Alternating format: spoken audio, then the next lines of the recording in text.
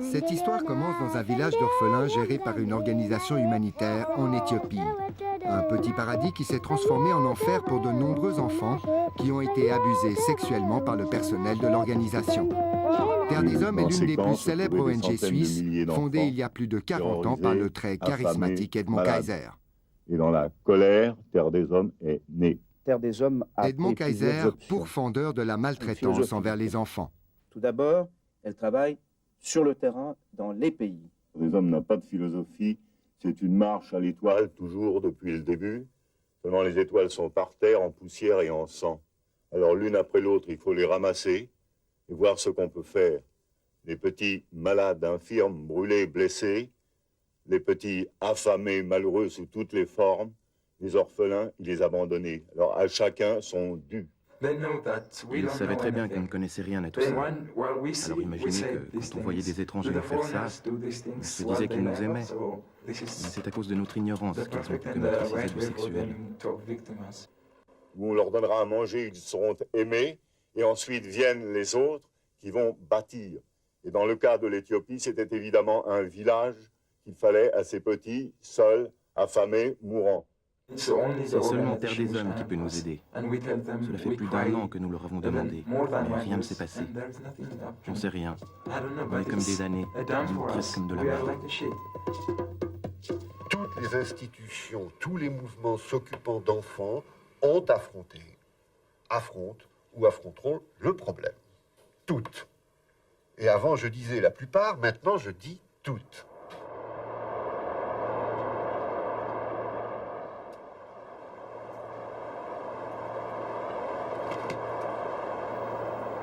Ce reportage a commencé par des témoignages accablants parvenus à notre rédaction.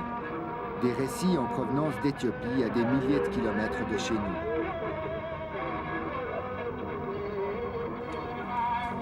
Une sombre affaire qui ne pouvait nous laisser indifférents parce qu'il concerne l'un des crimes les plus abjects, la pédophilie. Comme c'est facile de séduire des enfants en Éthiopie, un des pays les plus pauvres de la planète. Après plusieurs guerres et autant de famines, on y compte des dizaines de milliers d'orphelins qui vivent dans la rue. La nuit, comme dans beaucoup de pays du tiers-monde, ces enfants sans défense deviennent une cible facile pour les adultes à la recherche de chair fraîche. Le soir de notre arrivée, nous rencontrons un groupe d'enfants le long d'une des grandes artères de la capitale. Nous demandons aux plus âgés de nous raconter si l'un d'entre eux a déjà eu affaire à des pédophiles. C'est arrivé à un garçon d'une dizaine d'années. C'est le plus turbulent d'entre nous. Un soir, comme il avait très faim, il a accepté de se faire emmener par un adulte, en pensant qu'il l'inviterait à manger pour lui acheter un vêtement. C'était un riche étranger, avec une belle voiture, une grosse Jeep. C'était un blanc. Et il a emmené notre copain en voiture. Et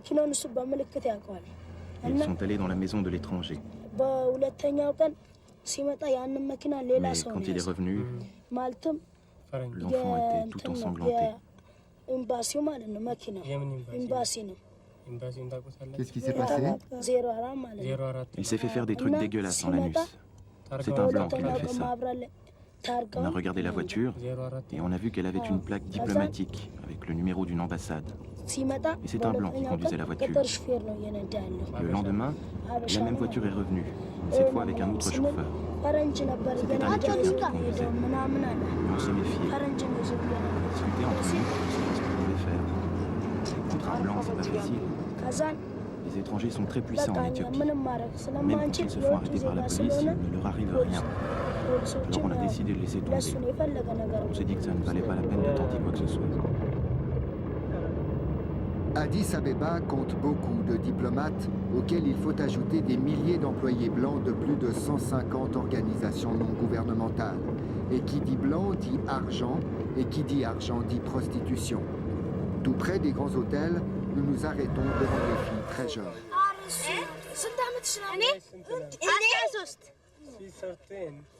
And you? Yeah, me? How old are you? 14. 14. Yeah. En rentrant à notre hôtel, nous sommes dégoûtés d'avoir été si brutalement plongés dans la réalité du pays. En Éthiopie, le tourisme sexuel se développe à vive allure. La menace de 5 ans de prison en cas de relation sexuelle avec une mineure n'effraie pas grand monde, car contre quelques billets, on peut facilement s'arranger avec la loi. Le lendemain, nous retrouvons les prostituées dans ce bidonville, sous les fenêtres des hôtels de luxe. 5 orphelines qui partagent une pièce minuscule.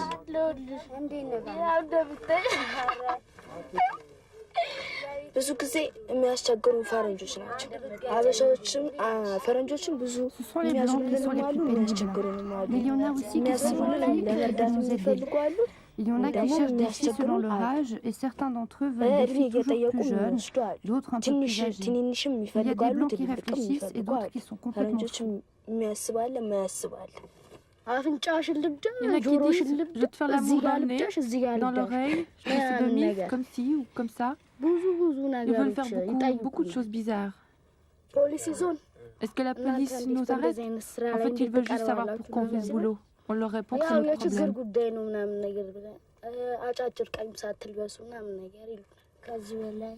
Ils ne nous permettent pas de porter des vêtements plus bas que la poitrine ou plus haut que les genoux, spécialement pour nous les plus jeunes. Dans le 5e arrondissement, les policiers nous trempent dans l'eau s'ils nous arrêtent. Mais ici, dans le 6e où nous travaillons, les flics nous connaissent. Alors ils se contentent de nous donner un avertissement et puis ils nous laissent partir. Heureusement, tous les orphelins ne connaissent pas un tel destin. Des centaines de millions de dollars sont dépensés pour lutter contre la pauvreté. Grâce aux organisations spécialisées dans l'enfance, les plus chanceux sont recueillis avec l'espoir de leur offrir un meilleur avenir. Des institutions honorables où sévissent aussi des hommes qui abusent de la confiance de leurs protégés. Il m'a demandé ce que je voulais apprendre, comment je voyais mon avenir professionnel, bref, comment j'envisageais ma vie. Il m'a dit qu'il voulait m'aider. Et puis il m'a dit qu'il voulait devenir mon père et qu'il était désolé pour ma pauvreté et qu'il allait m'aider. Et alors il a commencé à m'embrasser. Je ne sais pas, j'avais 14-15 ans à l'époque. Il m'a embrassé les oreilles, les joues et les lèvres. Et il m'a embrassé tout le corps.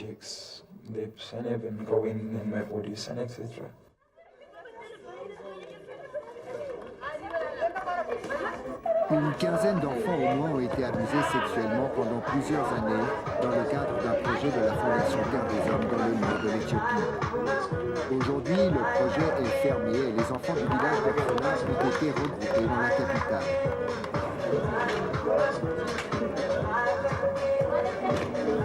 Il y a déjà 4 ans que les premiers actes pédophiles ont été commis par les employés de Terre des Hommes. La fondation a engagé Tizita Gebru, une psychologue d'origine éthiopienne, pour aider les victimes à se réintégrer dans une société qui condamne l'homosexualité. Ils m'ont tous posé la même question. Pourquoi m'a-t-il choisi? Y avait-il quelque chose dans mon corps ou quelque chose de psychologique qui lui faisait croire que j'étais homosexuelle? Et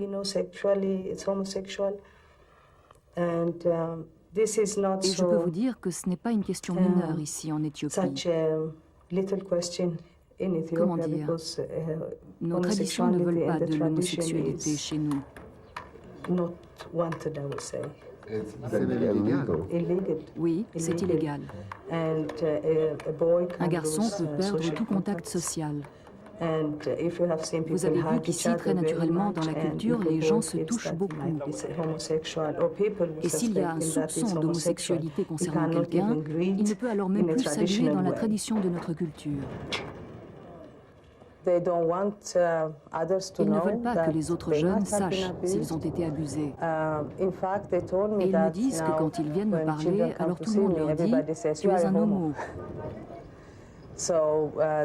Alors ils sont stigmatisés et isolés, et c'est la pire crainte qu'ils ont. Si les gens me reconnaissent, je ne retrouverai plus jamais de travail. Les gens diront à tout le monde, voilà un de ceux qui a été abusé par un tel et un tel.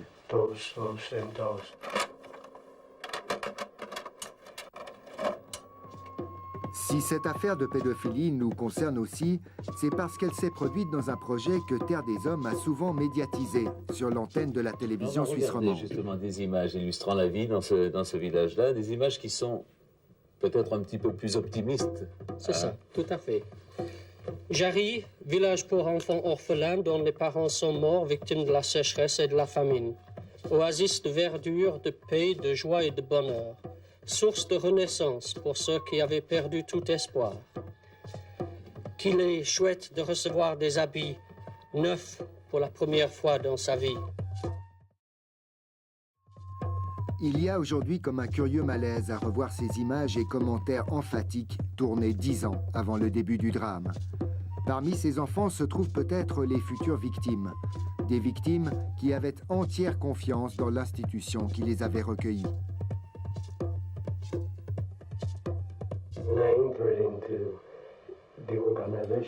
Quand je suis arrivé à l'orphelinat, c'était bien parce que je n'avais rien à manger avant. Et j'ai reçu de la nourriture. Mais les nurses et le personnel étaient comme une armée. Nous étions bousculés tout le temps. Il n'y avait pas de démocratie, on n'avait rien le droit de dire. Il y a eu une grande différence après l'arrivée de David, le nouveau chef de projet. À Jarry, l'ambiance change en 1994 avec l'arrivée de David, le nouveau délégué de Terre des Hommes. David est adoré par les enfants parce qu'il redonne vie au village d'orphelins en développant de nouvelles activités.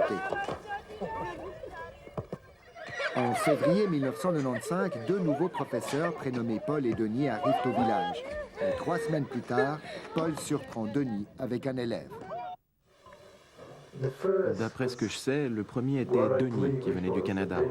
Je ne m'en rappelle pas bien, car à l'époque, je n'étais encore qu'un gamin. Je sais qu'on a dormi ensemble et que le lendemain, il a confessé qu'il s'est fait renvoyer de Jarry. Voilà ce que j'en sais. David, le chef de projet, licencie immédiatement l'employé indélicat. La direction de Lausanne est informée, mais ne fait aucune investigation sur place.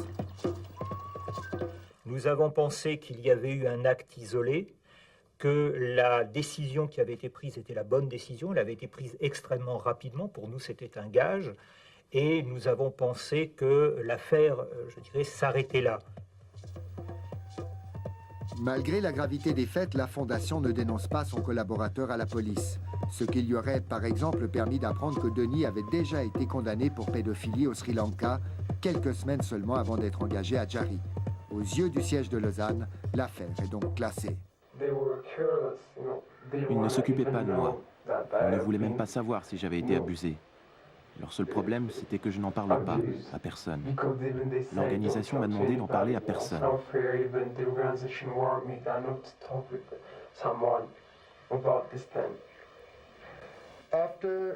Après le licenciement de Denis, est-ce que les abus sexuels ont cessé? Non, ça ne s'est pas arrêté. Yes, okay. I don't like this, huh? You know that? Il faut dire que Jarry est en plein chambardement. Des étudiants de l'école hôtelière de Lausanne ont convaincu Terre des Hommes de former les jeunes du village au métier du tourisme. Okay, did you wash your teeth? Yes. Okay, did you wash your teeth? C'est un jeune couple qui a porté cette idée, Saskia et Martin.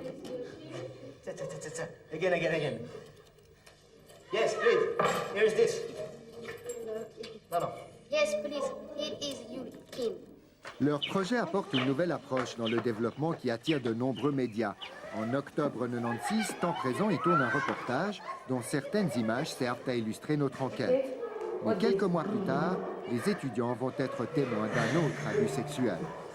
Tout s'est passé, en fait, c'était la soirée de Noël, donc le 25 décembre 96. Puis on faisait en fait une grande soirée, il y avait plein de gens qui étaient là, plein de gens qui étaient venus nous voir pour Noël. Puis on avait invité donc David aussi à manger avec nous. On avait une fondue au fromage suisse qu'on nous avait amené. Et puis on a mangé, c'était très sympa. Puis on avait servi le dessert et puis David à ce moment-là s'est levé en fait en plein milieu du repas et a dit moi je dois aller dans ma maison parce qu'il y a quelqu'un qui va pas bien, il faut que je m'occupe d'un enfant qui va pas bien. Et puis c'est vrai qu'on avait eu quelques doutes sur certaines attitudes que David avait, bien que sans jamais vouloir s'avouer et en se disant toujours mais quelle horreur, qu'est-ce qu'on pense, c'est horrible, c'est pas possible, c'est nous qui voyons mal. Et puis c'est vrai que c'était des choses qu'on rejetait et qu'on voulait pas penser. Ce soir-là, il décide de vérifier si l'enfant dort avec David. Donc on a frappé à la porte et à ce moment-là, David est venu nous ouvrir. Il avait une serviette autour de la taille et puis on a demandé est-ce que vous savez où est l'enfant? Et il a dit ah non, je sais pas, il est parti, je l'ai renvoyé dans son dortoir donc il doit être là-bas. Et on lui a dit non, on vient d'aller vérifier au dortoir, il n'y est pas, mais on se fait du souci parce que c'est pas un enfant très stable ces temps-ci. Est-ce que vous pouvez venir avec nous et est-ce que vous pouvez venir voir où il serait? Et à ce moment-là, David a dit oui, j'arrive, ok, je vais m'habiller. Et puis il a fermé la porte et à ce moment-là, Martin qui était derrière la maison, donc vers la véranda, réceptionner l'enfant que David faisait juste sortir. Je passais souvent la journée avec David. Les autres enfants suspectaient que je dormais avec David. Alors je n'osais pas en parler. Quand j'ai dormi avec lui, il m'a caressé, léché les oreilles et il m'a fait une fellation.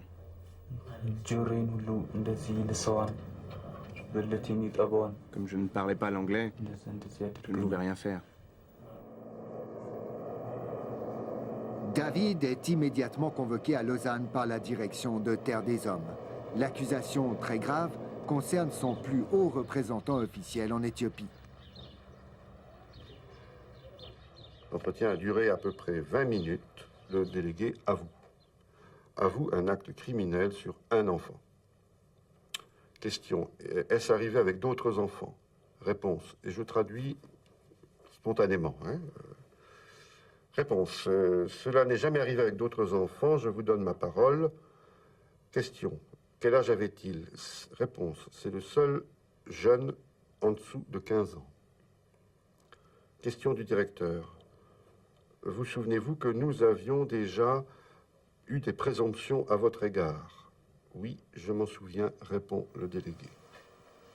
David est licencié avec effet immédiat. Terre des Hommes informe la police britannique qu'un de ses ressortissants a avoué un acte de pédophilie. La fondation lui interdit en outre de retourner en Éthiopie où David risque la prison si l'enfant porte plainte. C'est au contraire Terre des Hommes qui fait le voyage vers l'Éthiopie. Le siège de Lausanne envoie le responsable de secteur sur le terrain. L'enjeu est capital pour l'organisation. Faut-il dénoncer David et dévoiler l'affaire aux autorités locales? Nous avons décidé de prendre conseil. Les avis ont été unanimes. On nous a dit, pour protéger les projets, pour protéger les enfants, pour protéger l'équipe, n'en parlez pas aux autorités, dites simplement que le délégué ne continue pas sa mission, mais n'expliquez pas pourquoi. À l'époque, Gérard Xavier effectue une mission très discrète de quelques jours. Il valait mieux en effet laisser le moins de traces possible d'un voyage très diplomatique. 3 ans plus tard, nous avons voulu interroger à Addis Abeba les diplomates consultés par Terre des Hommes. Premier arrêt à l'ambassade de Suisse, où son Excellence nous a reçus longuement sans notre caméra. L'ambassadeur nous a raconté qu'il avait recommandé de faire le moins de vagues possible autour de cette affaire par crainte de froisser les autorités éthiopiennes. Et c'est ce même esprit de discrétion qui l'a poussé à refuser de le redire publiquement aujourd'hui.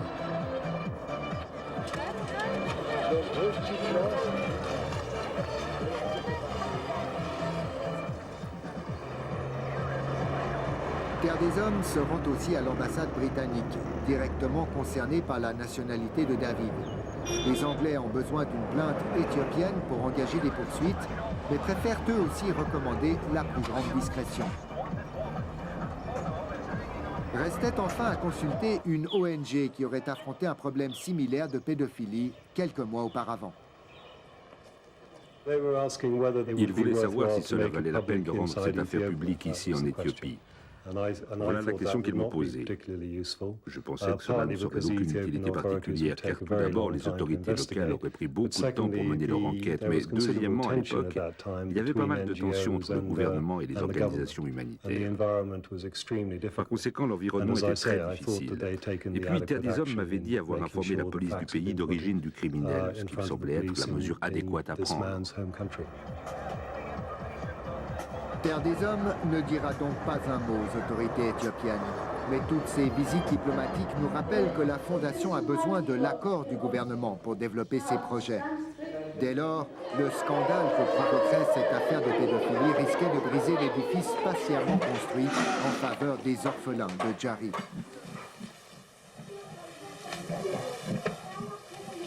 La question de ne pas dire les motifs du licenciement avec effet immédiat du délégué aux autorités éthiopiennes était, à tort ou à raison, était d'avoir dans la balance, est-ce qu'on prend le risque de quitter ce programme et d'arrêter tout le programme pour quelques centaines d'enfants.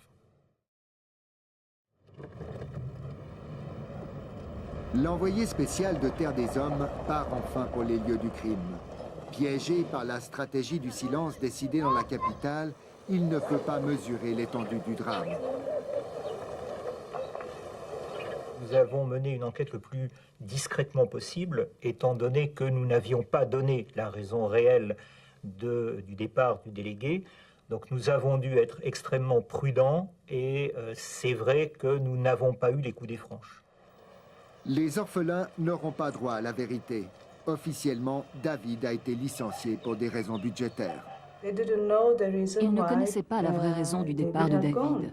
Alors ils étaient désorientés. Par conséquent, la plupart des réunions que j'ai eues avec eux tournaient autour de ça, de leur tristesse, d'un sentiment de trahison de la part de David qui était parti sans leur dire au revoir, et puis de l'angoisse, de la confusion. Alors on a aussi parlé de ce mensonge et de ce qu'on ne leur a pas dit.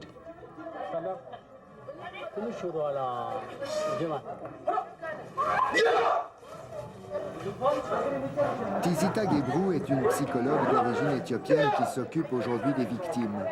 Après des études en Suède, elle est devenue spécialiste en abus sexuels. En 1997, elle se trouvait un peu par hasard dans le pays. Terre des Hommes l'engage alors pour une thérapie de crise de quelques semaines.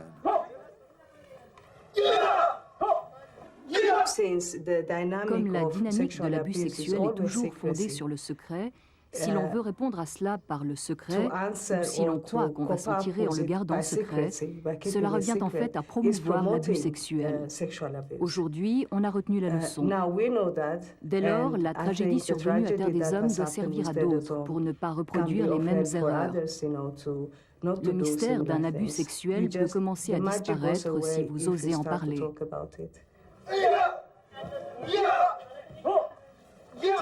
Les preuves sont là.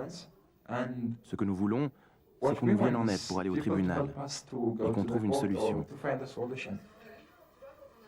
Pour aller au tribunal, encore faudrait-il que les pédophiles présumés aient été dénoncés à la justice éthiopienne, seule compétente pour les juger. À l'époque, Terre des Hommes a-t-elle intentionnellement retiré son employé d'Éthiopie pour qu'il échappe aux poursuites judiciaires? On l'a même dit aux autorités éthiopiennes, que cela avait été une erreur de craindre l'expulsion. Ce raisonnement de balance, si vous voulez, avait été une erreur. Bien. Mais j'affirme, pour avoir été témoin direct de cette semaine-là, j'affirme que toute insinuation consistant à dire que Terre des Hommes a extrait son ex-délégué pour le soustraire aux autorités éthiopiennes, cette insinuation est une calomnie. Dont acte. Aux yeux de Terre des Hommes, l'affaire d'Éthiopie était donc définitivement classée. Mais malheureusement pour Terre des Hommes, même les secrets les mieux gardés finissent par se savoir un jour. Le retour de Manivelle peut s'avérer alors plus redoutable encore.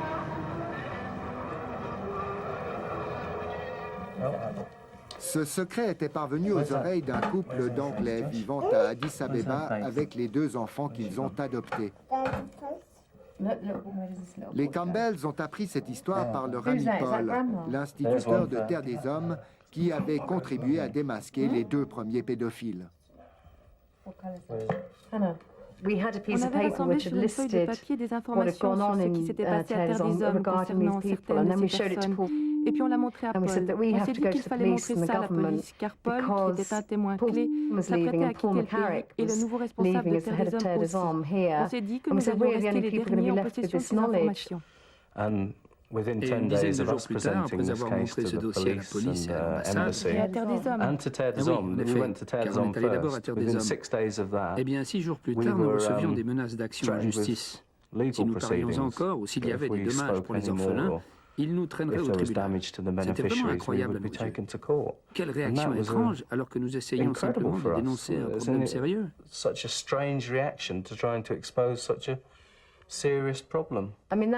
démontre qu'ils n'étaient pas du tout heureux que cette affaire soit rendue publique.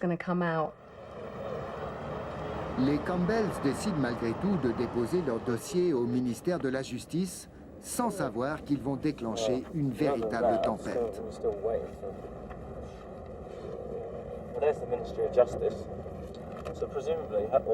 Au ministère de la Justice, ils découvrent avec stupeur que Terre des Hommes n'avait jamais dénoncé les 2 pédophiles aux autorités. Un crime a été commis en Éthiopie et ils ne l'ont jamais rapporté à la police. Je pense que Terre des Hommes a essayé d'étouffer cette histoire, car la Fondation a un mandat qui porte très haut des idéaux louables. Et que de voir ces idéaux brisés ici en Éthiopie, mais aussi en Inde, où ça s'est passé, c'est très embarrassant pour eux. Pour les collectes de fonds, si ça se sait dans le monde des organisations humanitaires ou de leurs donateurs, ils perdront de l'argent. Je respecterais personnellement une organisation qui saurait affronter ce problème. Si elle le révélait, eh bien, c'est possible qu'au début, elle perde un peu d'argent et de respect. Par la suite, les gens pourraient se rendre compte que c'est un problème qui existe dans le monde et que ça arrivera encore. Mais regardez comment ils l'ont géré d'une façon transparente et positive, ouverte, et je pense que cela pourrait contrebalancer les effets négatifs de le révéler à l'extérieur de l'institution. Il faut dire que cette affaire d'Éthiopie tombait plutôt mal pour la Fondation Terre des Hommes à Lausanne. Fin 96, l'institution accusait une baisse dans la récolte des fonds et, comble de malchance, elle se trouve mêlée à une autre affaire de pédophilie en Inde. À l'époque, Bernard Boéton vient d'être nommé directeur du secteur des droits de l'enfant. Après 20 ans de Terre des Hommes, ce battant doit développer de nouveaux terrains pour l'organisation. Il se distingue notamment dans la lutte contre la pédophilie. La même organisation qui, en termes médiatiques ou en termes de mobilisation de l'opinion publique, tient un discours extrémiste, si je puis dire, un discours d'avant-garde, de demande, d'exigence, d'amélioration des lois, etc., prend le risque, en même temps, et c'est un risque assumé, qu'un jour, ce que l'on dénonce, on en soit victime.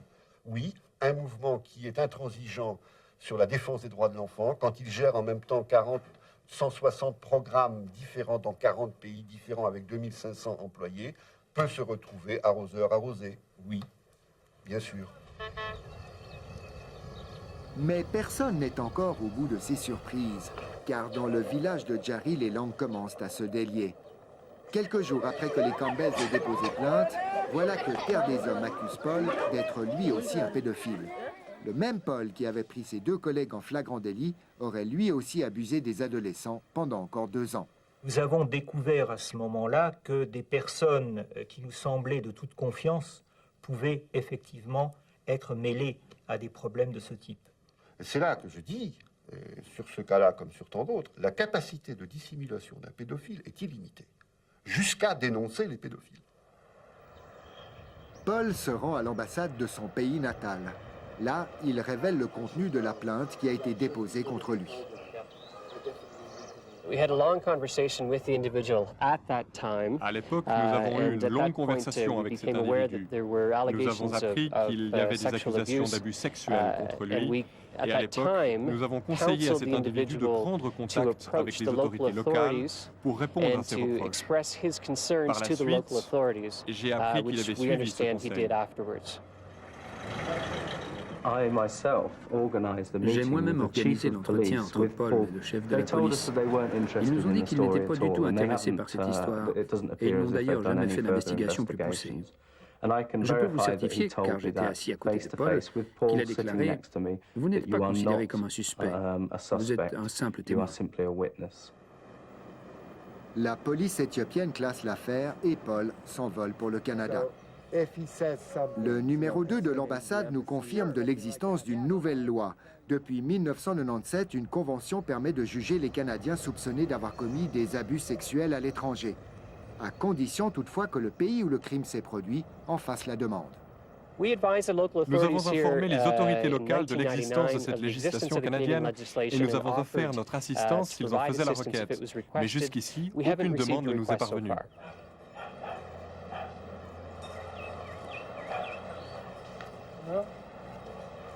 Les autorités locales ne mèneront aucune enquête sérieuse. Et elles ont eu tort, car une année après, les témoignages que nous avons recueillis expliquent une partie du mystère. Nous n'avons pas voulu dire au début qu'il était un pédophile, parce que nous voulions que ce soit Terre des Hommes qu'il dénonce, et pas les victimes individuelles.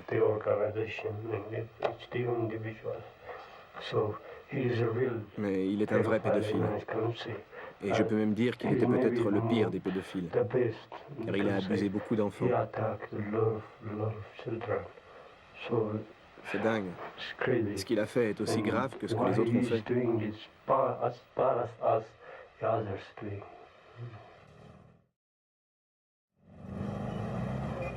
Paul parti au Canada, on croit de nouveau que l'affaire est définitivement classée. Mais cette fois, le rebondissement surviendra seulement quelques jours plus tard. Un employé éthiopien de Terre des Hommes a alerté un journal de la capitale. L'affaire est enfin révélée au pays, 4 ans après les premiers abus sexuels. Le scandale est énorme. Des tabous sexuels sont brisés, une très respectée fondation suisse est mise en cause. Mais le journal offre en prime de nouvelles révélations. Nous avons découvert 2 choses. Tout d'abord, il y avait beaucoup de pédophiles et ils avaient un réseau jusqu'au Sri Lanka et peut-être plus loin encore.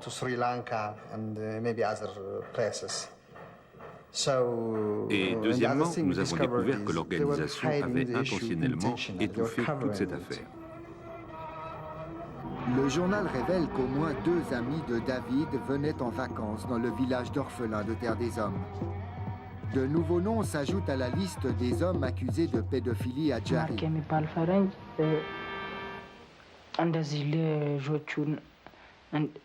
Il y avait un blanc. Il y avait des enfants qui dormaient avec lui. Il leur donnait des cadeaux et ils passaient la nuit ensemble.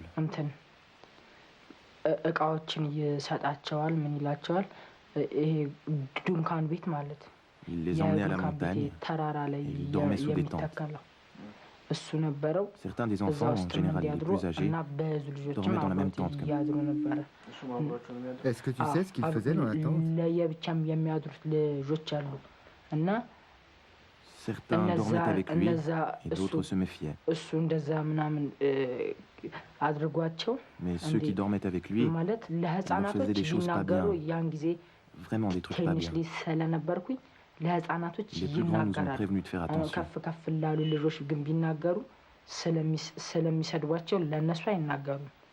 Alors c'est évident qu'on se sent mal à l'aise par rapport à cela. C'est évident qu'aujourd'hui, on peut se demander mais comment c'est possible qu'on n'avait rien vu? Comment c'est possible qu'on n'ait pas même imaginé que quelque chose comme ça ait pu se produire? Comment est-ce possible qu'on n'ait pas imaginé que effectivement ça puisse être plus important que ce n'était? À l'époque, très sincèrement, on a pensé que c'était un problème isolé. On n'a pas pensé que ça prendrait l'ampleur que ça a pris par la suite. Dans un pays qui survit grâce aux organisations étrangères, notre confrère tient à tirer une morale de cette histoire. Il faut être très prudent, vous savez. À cause de l'affaire de Terre des Hommes, nous ne disons pas que nous n'avons plus besoin d'aide humanitaire. Mais le peuple suisse doit être certain que chaque fois qu'il donne de l'argent, cet argent aille pour la cause qui était prévue. Il faut une forme de contrôle là-dessus.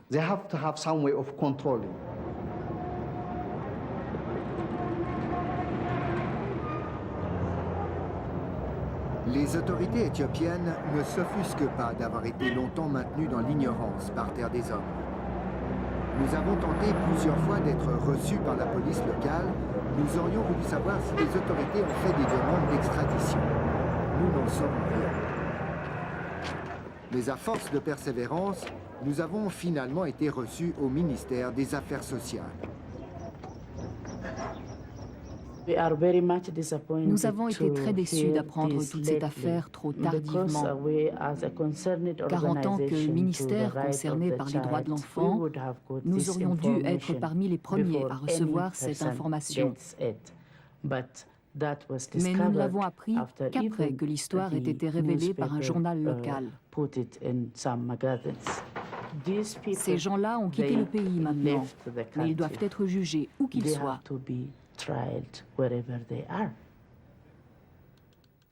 Le plus curieux, c'est que la plupart de ces pédophiles présumés ne se cachent pas le moins du monde. Nous avons échangé plusieurs courriers électroniques avec Paul, qui a nié les accusations portées contre lui. Mais le plus inquiétant, c'est que certains membres du réseau continuent de chercher à travailler dans des organisations qui s'occupent d'enfants. Est-ce que vous pouvez me confirmer qu'un de ces pédophiles a postulé auprès de votre institution? Oui, en effet, quelqu'un de notre organisation appelée Sauver les enfants m'a demandé des références concernant cet individu. Je n'ai pas tout de suite reconnu son nom. Il ne mentionnait pas le village de Jari comme expérience en Éthiopie. Mais j'ai malgré tout pu l'identifier et j'ai dit à notre direction de ne pas l'engager. Le même David a visiblement retrouvé du travail dans une autre organisation en Afrique, d'où il a écrit cet été à Terre des Hommes pour réclamer la restitution de son téléviseur et de sa vidéo. Autant d'exemples qui illustrent le besoin urgent de créer un fichier des pédophiles ayant sévi dans les organisations travaillant avec des enfants. Depuis cette pénible affaire, Terre des Hommes a démarré une campagne en faveur de tels fichiers. Le problème, il est juridique. C'est que lorsqu'une organisation a eu des témoignages ou des évidences ou des faits concernant la pédophilie d'un membre de ses équipes sur le terrain, on peut rompre le contrat, prendre le billet d'avion, tout faire avec effet immédiat, la personne est encore innocente. C'est à la justice de dire que la personne est coupable. Dommage, la loi du silence a encore de beaux jours devant elle. En Suisse comme en Éthiopie d'ailleurs. Peu avant notre départ, la psychologue a convoqué les rescapés du village d'orphelins de Terre des Hommes. Curieusement, les victimes et témoins qui s'étaient spontanément livrés à nous pendant notre enquête ne sont pas là. Alors, un quiproquo s'engage avec ceux qui ne nous ont jamais vus. Ce n'est pas pour mendier. L'un d'entre vous m'a demandé s'il filmait pour récolter des fonds en faveur de Terre des Hommes, parce qu'il ne voulait pas être filmé pour la propagande de l'organisation. Non, ça n'a rien à voir. En fait, le but de la réunion d'aujourd'hui est de revenir sur cette histoire dont on a beaucoup parlé. Mais en tant qu'enfant de Terre des Hommes, vous ne devez pas vous cacher ou avoir honte de ce qui est arrivé. Ce n'est pas la faute des enfants, c'est celle des adultes. Mais avant de commencer la réunion, dis-nous à quoi ça sert de reparler encore de ça aujourd'hui. Tu veux en arriver où? Mais vous m'avez dit que chaque fois que vous entendez le mot Terre des Hommes, vous êtes effrayé. Qu'est-ce qui se passera pour ceux qui se sont fait abuser par les homosexuels? Qui va indemniser les victimes? Qui paiera des compensations aux enfants? On ne peut jamais compenser un abus sexuel. Mais la première des compensations, c'est d'être reconnu en tant que victime, de pouvoir être écouté, cru et entendu comme quelqu'un qui dit la vérité. Et puis, il faut que Terre des Hommes dise « Je m'excuse que cela te soit arrivé. Je suis désolé de n'avoir rien vu. » Tout cela peut apaiser l'enfant. Les compensations économiques peuvent aider l'enfant à avoir une meilleure vie. Mais même si vous avez de l'argent, si vous vivez avec un profond trou noir au fond de vous, ce ne sera pas d'une grande utilité.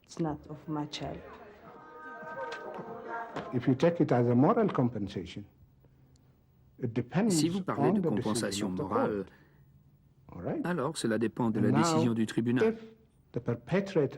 Si l'agresseur est reconnu coupable de ce crime, Alors c'est à lui de payer des compensations.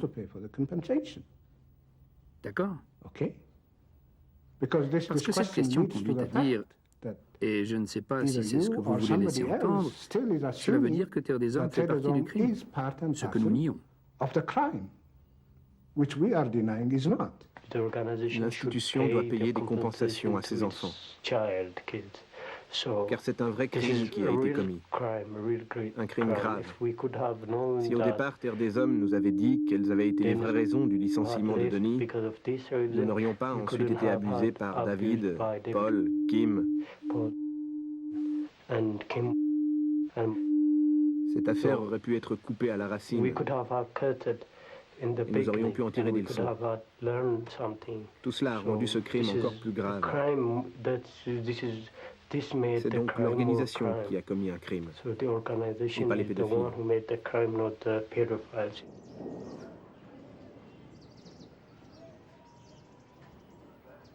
À des milliers de kilomètres des victimes, est-ce que les responsables de Terre des Hommes entendront le cri des enfants qu'ils avaient juré de protéger?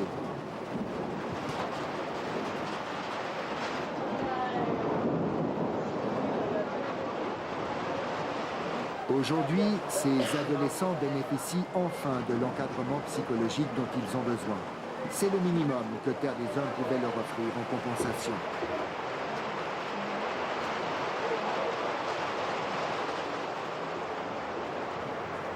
La tragédie de Jari n'a pas fini de résonner dans la mémoire des victimes et malgré les années qui ont passé, leur colère continuera d'ébranler l'institution.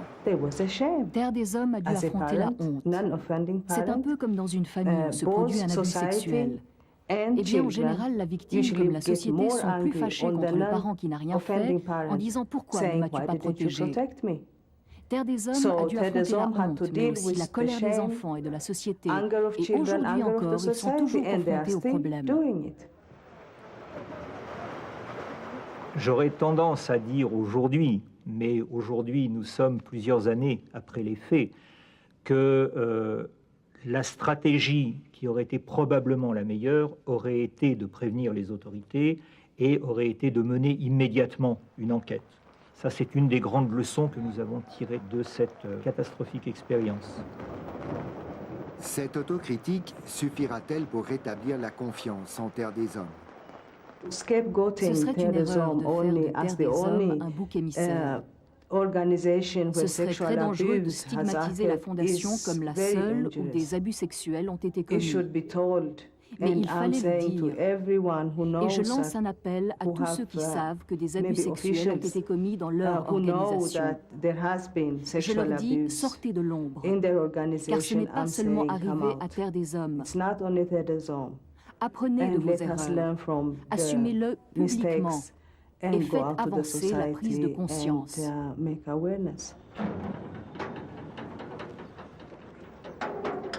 L'avenir dira si cette affaire servira de leçon ou si d'autres organisations tomberont dans le piège de la loi du silence.